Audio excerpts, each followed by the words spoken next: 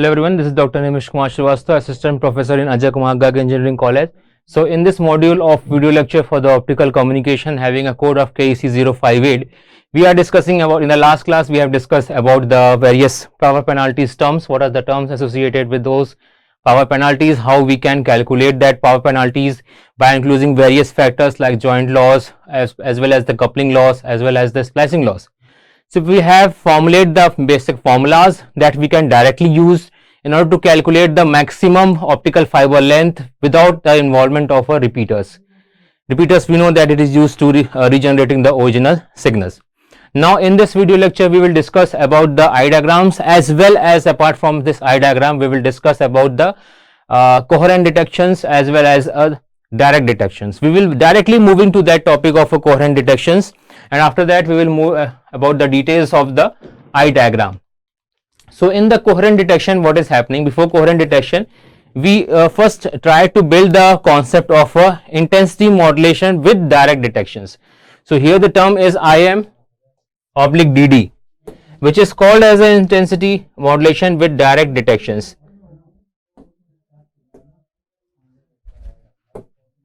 That is intensity modulation with direct detections. So means that there is a term involved which is called as intensity modulation. Means that we are directly modulating the intensity of the carrier with the modulating signals. And apart from that, the another word is direct detection. Means that there will be no involvement of a demodulator. Your optical signal will be directly fed to a detector. Detector will respond as per the photons, number of photons incidenting on it, will try to generate its equivalent electrical signal, and from there we will get back our original baseband signal. So there is no involvement of a demodulator modules here. Now in this, what is happening? As there is no involvement of a demodulator modules, that means the complexity of the system is less. If the complexity is less, obviously it will put down the the restrictions on the cost of implementations. That means it will be having a less cost as compared to the other type of a detection, means that with respect to the its counterpart, that is a coherent detectors. So that means it is simple as well as cheaper. This direct detection methods offer simplicity, low cost, but the problem is that it is having a low SNR. Low SNR means low signal to noise ratio. Low signal to noise ratio means the power of noise is more in comparison to the signal.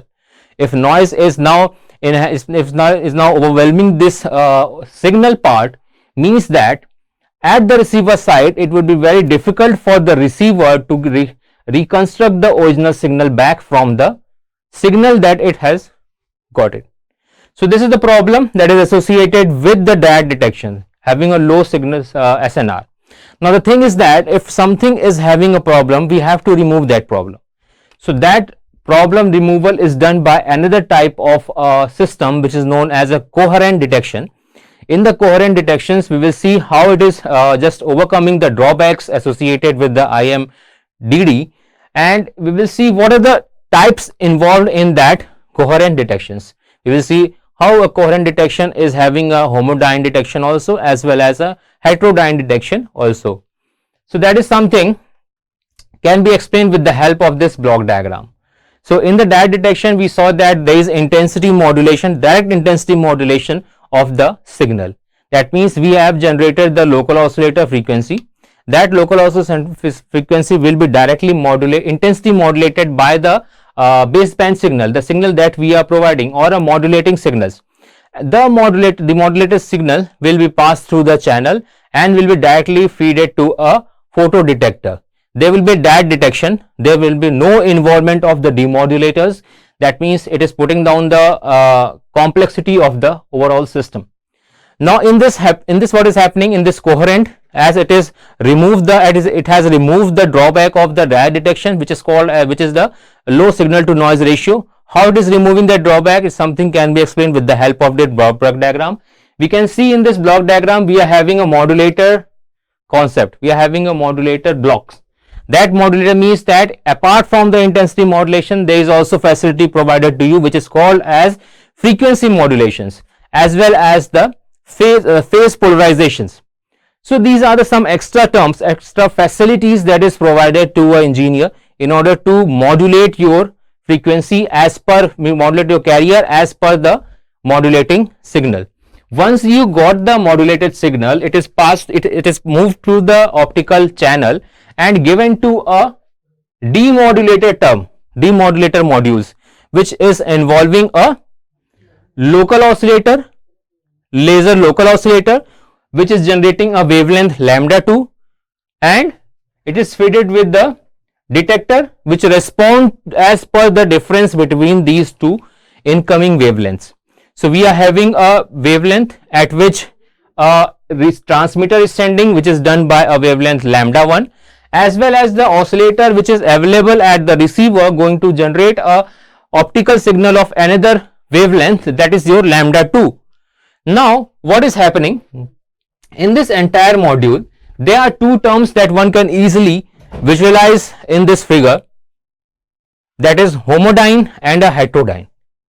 If the wavelength at which laser or at which transmitter is sending the optical signal is lambda 1 and the wavelength at which receiver's local oscillator is generating a optical signal, that is your lambda 2.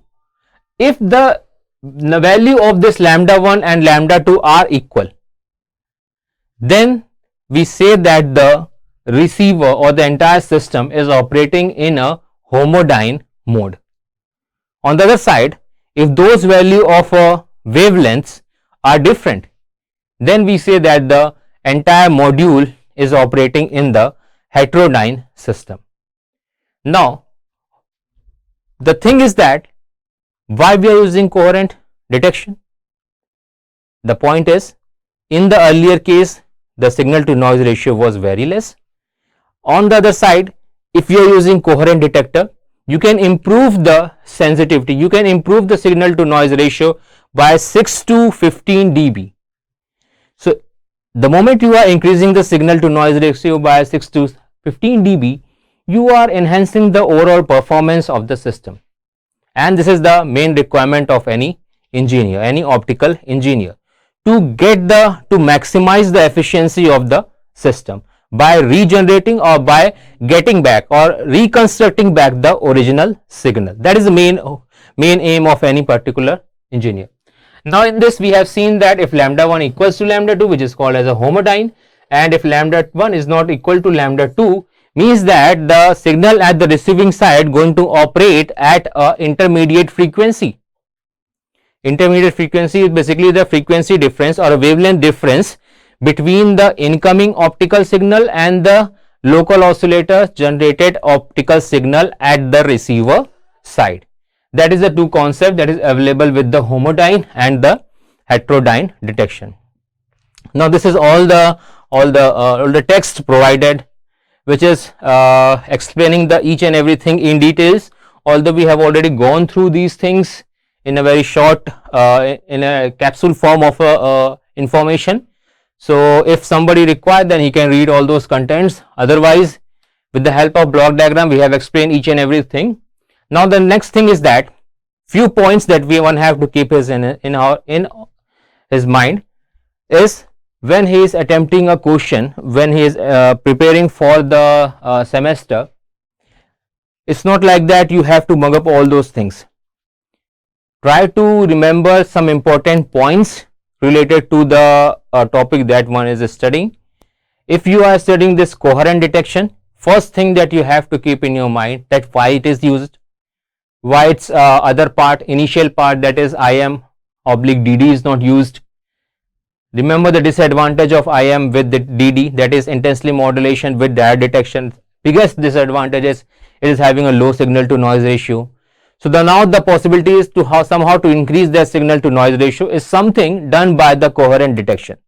So coherent detection increase the signal to noise ratio, which overall increases the performance of the system, overall increases the sensitivity of the receiver. So these points one have to keep in his mind. Apart from this, remember the block diagram that we have discussed. It is very important. This one, this block diagram is very important, and try to visualize the block diagram, remember the block diagram, because we are having two separate things. One is transmitter as well as the one is receiver. On the transmitter side, definitely you will be having a modulator along with the data and the carrier generated by the local oscillator involving a continuous wave laser. Then the modulated signal will be passed on or passed through the communication channel, which is your single mode fiber link, and after that we are having a receiver part which involve a demodulator as well as your local oscillator and a photodetector. So this demodulator is required when your device, when your module is operating in a heterodyne mode.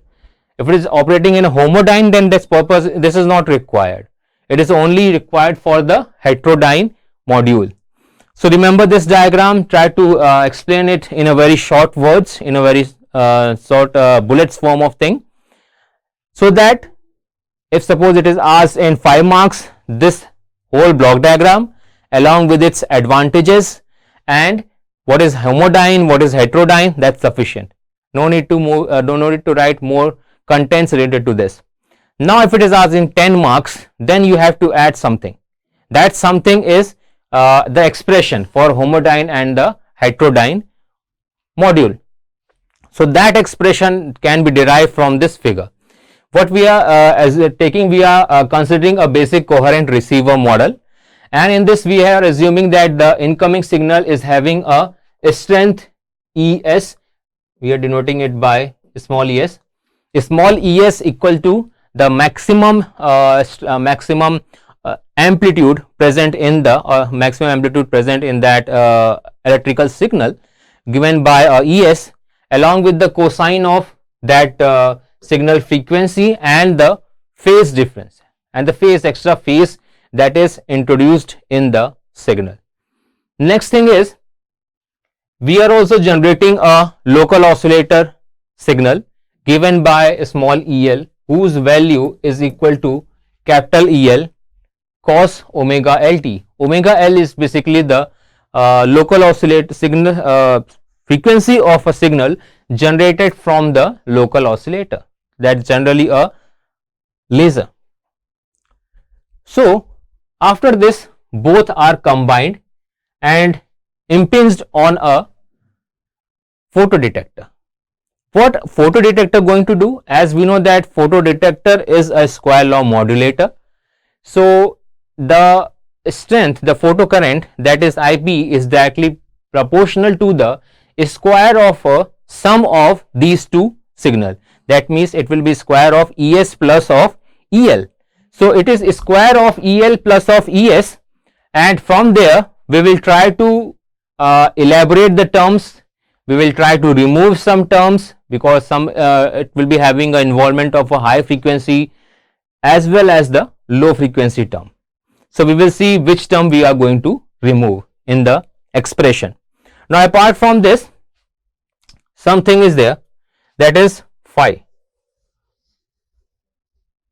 It is assumed that the electromagnetic field operate from the two lasers can be represented by a cosine function, and that angle is equal to the difference of the phase between the incoming signal frequency as well as the frequency generated from the local oscillator. That is something given by phi s as well as phi l. Now this phi s incoming signal frequency and the local oscillator frequency phi l. Now this is the term which we have already discussed, Es equal to this one and El equals to this one, and Es is the peak incoming signal strength as well as the El will be a peak strength of the signal generated from the local oscillator. So that is the thing. Now apart from that, for a heterodyne detection, the local oscillator frequency omega L is offset from the incoming signal frequency omega L by intermediate frequency which is omega IF, that is omega S equals to omega L plus of omega IF. Now this is especially for the heterodyne receiver, heterodyne module. If it is a homodyne, what will happen? Omega S will become equals to the omega L. So in that case, there will be no offset, there will be no frequency difference, there will be no involvement of a term omega IF. So that's why as we have considered here heterodyne, so there will be some frequency difference which is given by omega IF, and this omega IF is basically omega S minus of omega L. Now next thing, as we have discussed, photodetector is basically a square law device. So if it is a square law device, means that IP is directly proportional to a square of ES plus of EL. ES is the incoming signal, overall the envelope of the incoming signal. That envelope must be involving strength of the signal along with the phase of the signal. So that is ES plus of EL. So put these values, you will get this term, and elaborate the thing. It is something A plus B whole square, so we will get A square plus B square plus of 2AB. So if you just elaborate the terms, you will get this expression, right? So in that expression there will be involvement of 2 cos omega st plus of phi into cos of omega L omega t. So it is something like 2 cos A cos B, which is equal to cos A plus B and cos A minus B. So here, that's why we are getting this term and this term, right? Now after this, the thing that we have to keep is in our mind is that the higher frequency terms like S 2 omega L, right? So they are just beyond the frequency spectrum that can be detected by the photodetector. So if it is beyond its range, so that it can be neglected, it cannot be detected by the photodetector, right? So if it is not detected by the photodetector, we have to neglect those things, that is 2 omega S twice of omega L. So both things are neglected and we are left with the term IS is directly proportional to ES square by 2 EL square by 2 twice of ES EL cos omega ST minus omega LT plus of phi. Now the thing is that we can directly write the power formula from here also. We know that the P is equal to A square by 2. In our signal system we have studied, if some power signal is provided, then we can directly calculate the average power associated, or if the periodic signal is provided in the terms of cosine and in the terms of sine term, we can directly calculate the power associated, average power associated with that, and that is something given by P equals to A square by 2, because if we are having a periodic signal of A cos of omega t, then we can directly calculate the average power, which is equal to P equals to A square by 2. So here A square is what? A is what? A is the amplitude, maximum amplitude present, or peak value of the signal, that is A, which is in this here is ES. So that is equal to ES square by 2. So this can be directly written like PS. This can also be directly written like PL, right? And here it will be written something like under root of E under root of PS and under root of PL here. So whatever the things that we have discussed is something written in this formula. That means IP is directly proportional to PS plus of PL plus of twice of under root PS PL cos omega ST minus cos omega LT plus of phi. So PS is the incoming signal power and PL is the power of the signal generated from the local oscillator. And apart from this, we also know that the external quantum efficiency of the photodetector is given by N equals to IP into H nu divided by E P0, where P0 is the output power, output photo power. So this is something given by this formula. IP is equal to eta EP0, where E is the electron charge and H is the Planck constant, F is the frequency of the signal. So directly putting the values, we can directly get this formula. Put the value of a P0, P0 is this one, and we will get this formula. Eta is the quantum efficiency of the photodetector. Now the thing is that when the local oscillator signal is much larger than the incoming signal, local oscillator signal is much larger than the incoming signal, then the third AC term is what? This one. Third AC term in this equation may be distinguished from the first two term, and these two term are the DC term, and this can be replaced by the overall formula, which is IS equivalent to eta E upon h nu twice of under root of PSPL cos omega st. So this is the final formula for the heterodyne. Now if this is the final formula for the heterodyne receiver, for the heterodyne omega s is not equal to omega L. So that means it will be cos omega IF, because we know that omega s equal to omega L plus of omega IF. So what is the difference omega s minus omega L? It will be a intermediate frequency. So that's why here it is written as omega IF plus of phi. Now for some special case, that is a homodyne, which is in which the incoming signal frequency equals to the frequency generated at the local oscillator end. So that is homodyne module. Omega s is equal to omega L. So if omega s equals to omega L, in this case this will cancel out each other and we will left with the term phi. So that's why here we are having Is equals to twice of eta into E upon h nu under root PSPL cos phi. Now this is the term, and if we are replacing this entire thing by a term called as R. What is R? R is the responsivity of the photodetector.